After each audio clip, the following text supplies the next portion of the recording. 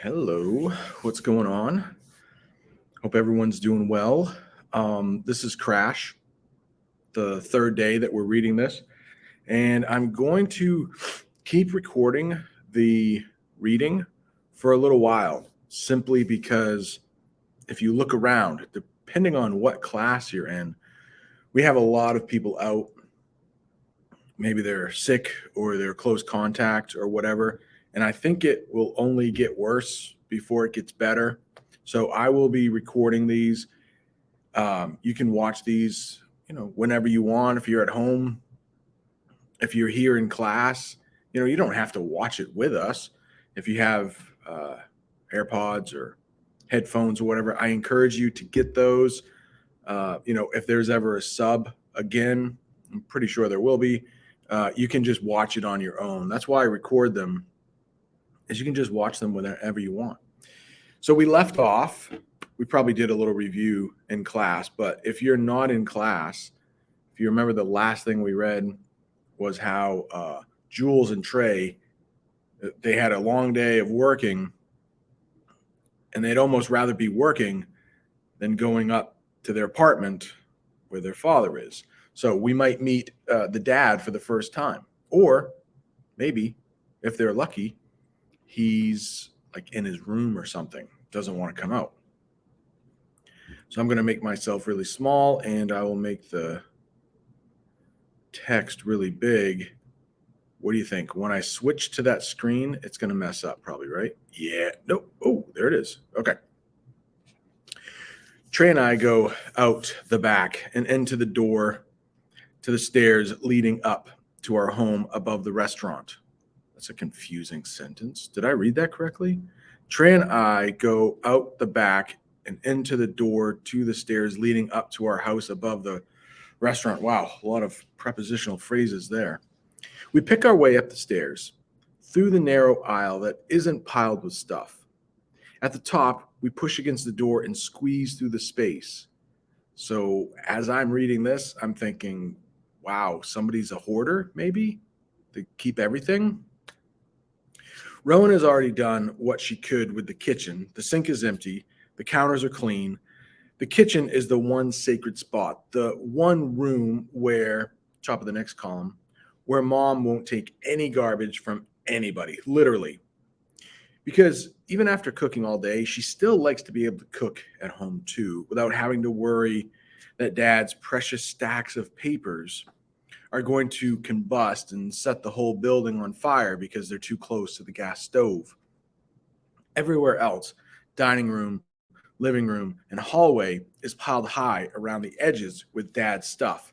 Lots of papers, recipes, and hundreds of cooking magazines, mostly in all the Chicago newspapers from the past decade.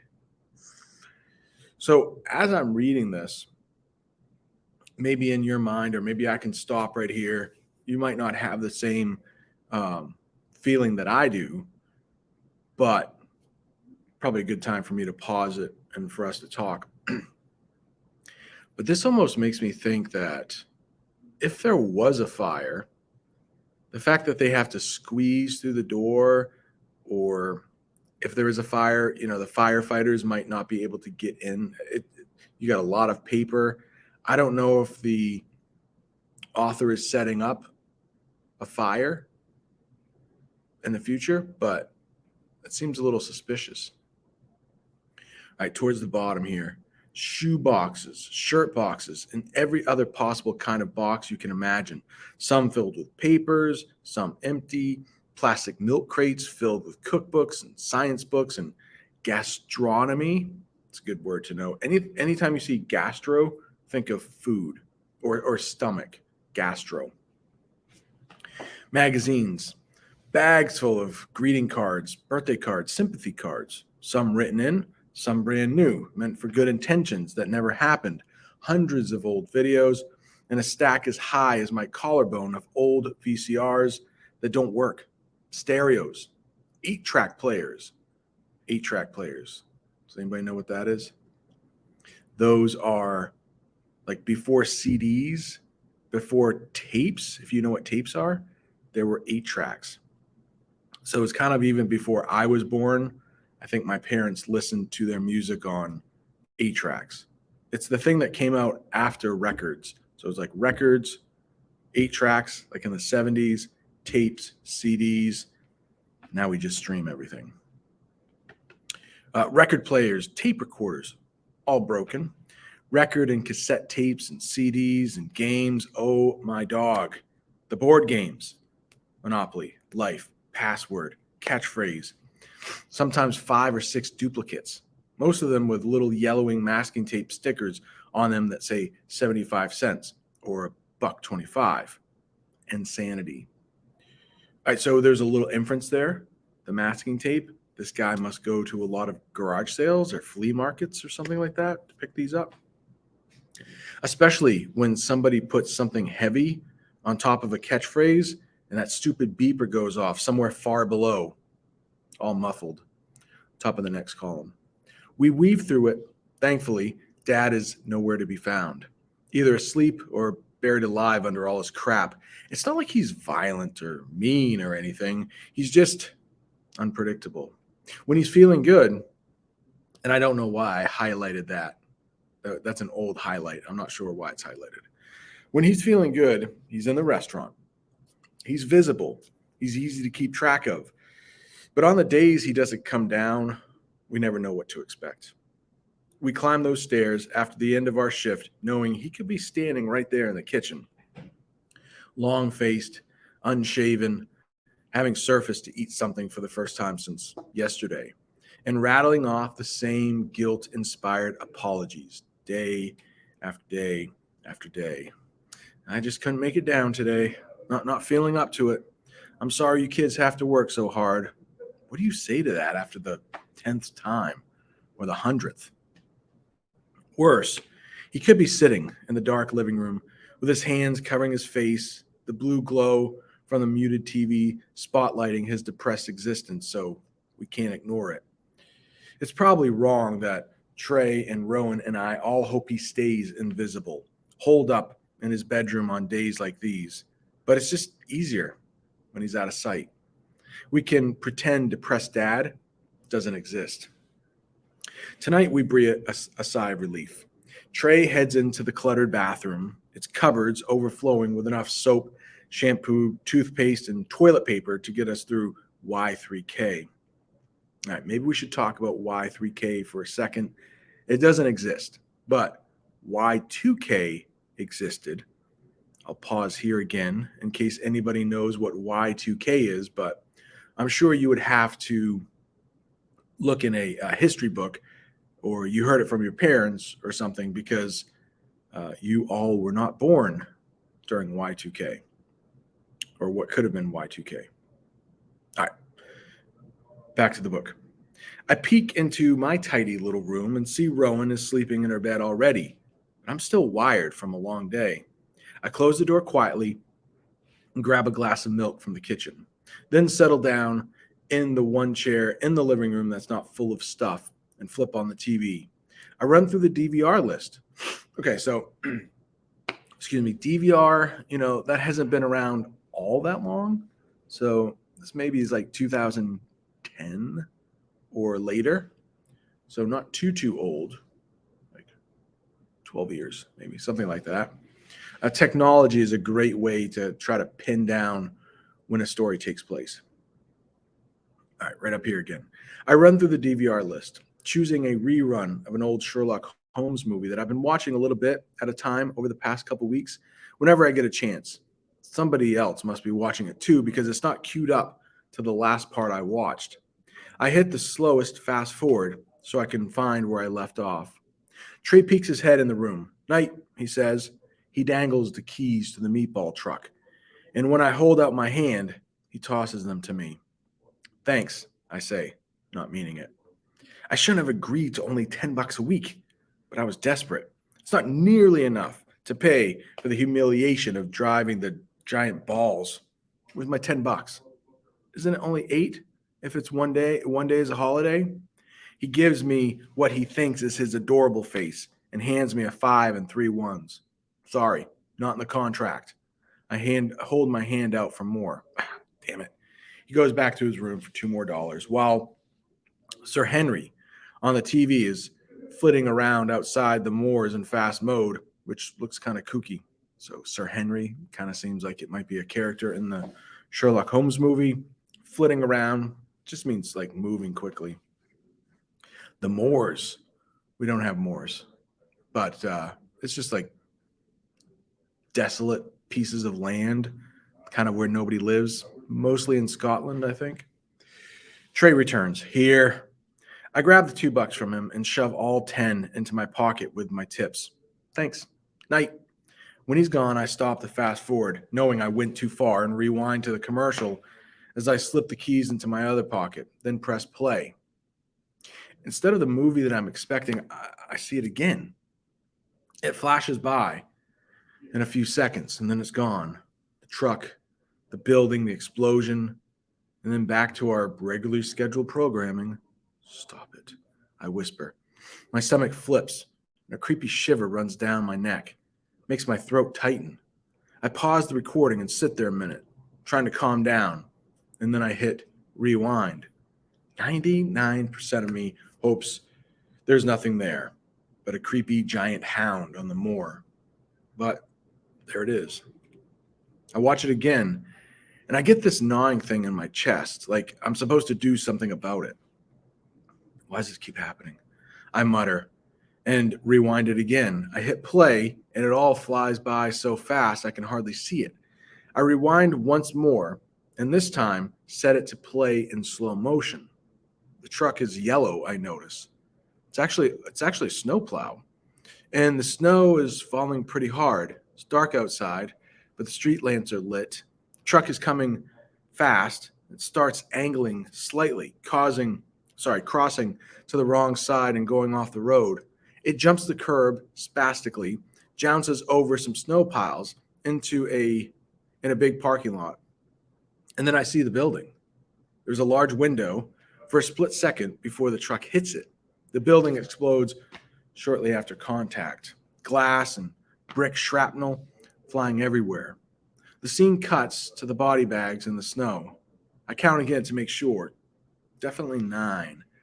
The last frame is a close-up of 3 of the bags, and it's over. I hit the pause button. What are you doing? I jump and whirl around to see Rowan standing in the hallway, squinting at me, hair all disheveled. Jeez, I whisper, trying to calm my heartbeat.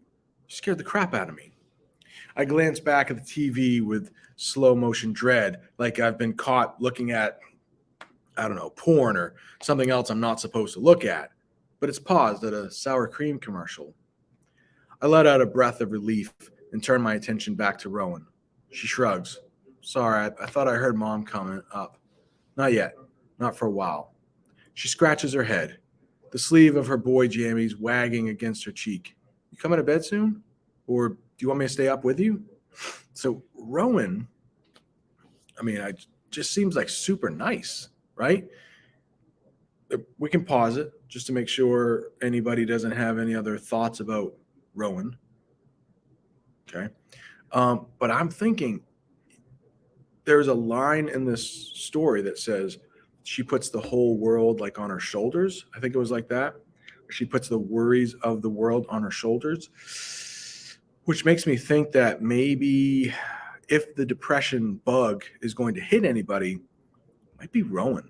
Sometimes when people, put too much pressure on themselves, they can't handle it, and they kind of, crack or break or whatever. So I am a little worried about Rowan.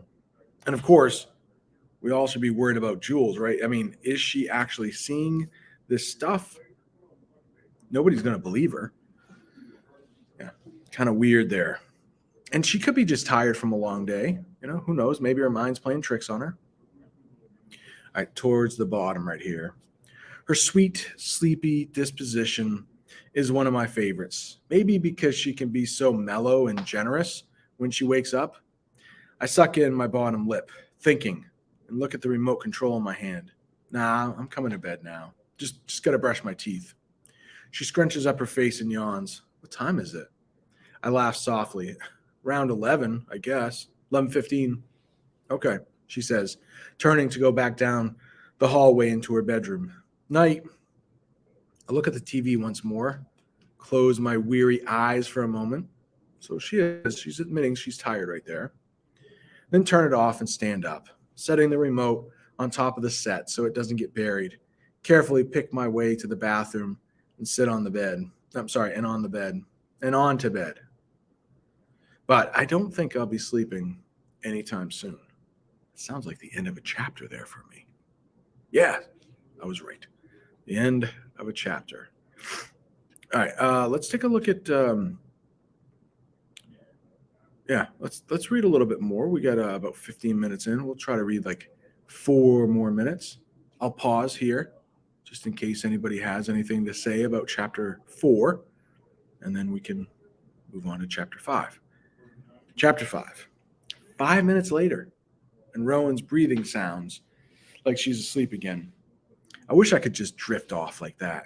Instead, I lie here, watching the wall opposite the window where a faint pulsing light from our restaurant sign beats out a song nobody knows or hears.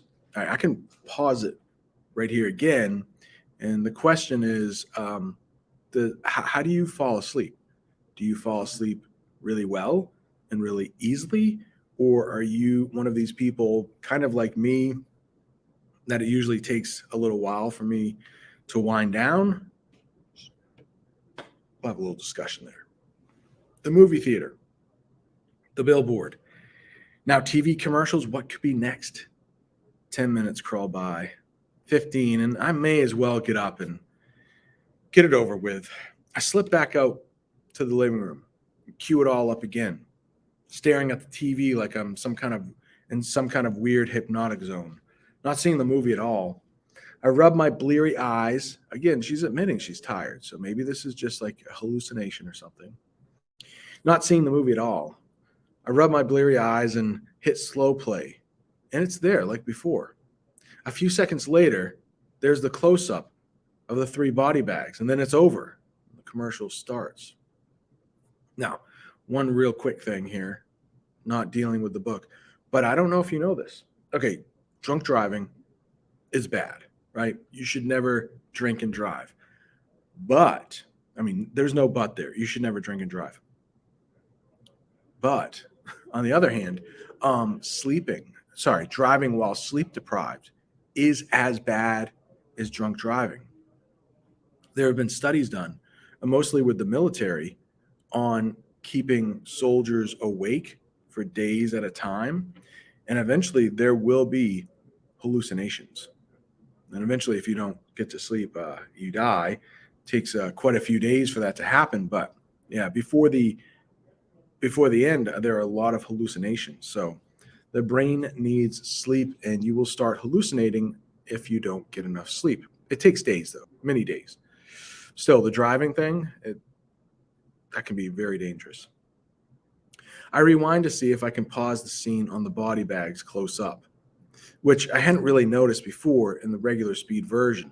It's like a hidden frame at regular speed, too fast for the human brain to comprehend. I hit the slow play button and then wait for it and pause at the exact right moment. It's a slightly blurry shot, but it's obvious what I'm looking at. I scan the picture, noting that one of the bags isn't zipped up all the way. The plastic is folded over the top corner, and the head of the dead body is exposed. I'm strangely drawn to it out of curiosity rather than repulsed by it. So she's not thinking like, ooh, gross. She's like, I need to see more. I'm very curious. I squint for a better look, and then my heart bangs around in my chest, and I lean forward, get down on the cluttered floor, crawl to the TV to get a better look. So if you're like Rowan coming back into the room, you're like, oh my gosh, what is she doing? She could be going crazy. That's what it sounds like to me. If we get out of her point of view. And then I suck in a scream. The dead face belongs to Sor Eknati. I scramble to my feet, stumble back to the chair, grab the remote, hit the power button so many times I actually turn the thing off, then on, off again before my brain can compute that I've gotten rid of the image from the TV. My heart, top of the next column, my heart won't stop freaking out inside my chest. No way, I whisper, as if that will take away the scene I just saw. No way, no way, no way. I pinch my arm to make sure I'm not having a nightmare, and it hurts. So I think this is real. I pace in the narrow carpeted space that isn't covered by hordes of junk, talking to myself, trying to calm down, but I can't. Why am I seeing this? What the hell's going on? I go back to the remote, turn the TV on, flinching and shuddering as I delete the movie. Then I delete a bunch of other stuff that Rowan will kill me for, but I can't help it. I need to get these images away from me. I need to get this scene off my TV, off my billboard, out of my local theater, and make it go away. When I hit the power button again, I'm enveloped in darkness. And I can't stop thinking about dead bodies lying in wait under Dad's piles of junk. It's like a nightmare, only I'm not asleep. My mind is playing tricks on me. I skitter to my room and get into bed where it's safe, pulling my blankets up to my chin and hugging my pillow, my Sawyer pillow. All right, good place for a stop. I can highlight this, I think. Yeah. Highlight this so we won't forget where we ended. Yeah, so hopefully you're enjoying this. I think it's a really good book. As we learn more about those hallucinations, I think the story keeps getting better and better. So she's going to be caught with this dilemma like, hey, I know you're going to die. I need to save your life. Nobody's going to believe what I'm seeing. Am I crazy? That kind of stuff. And luckily with like streaming movies, we don't have to worry about deleting things.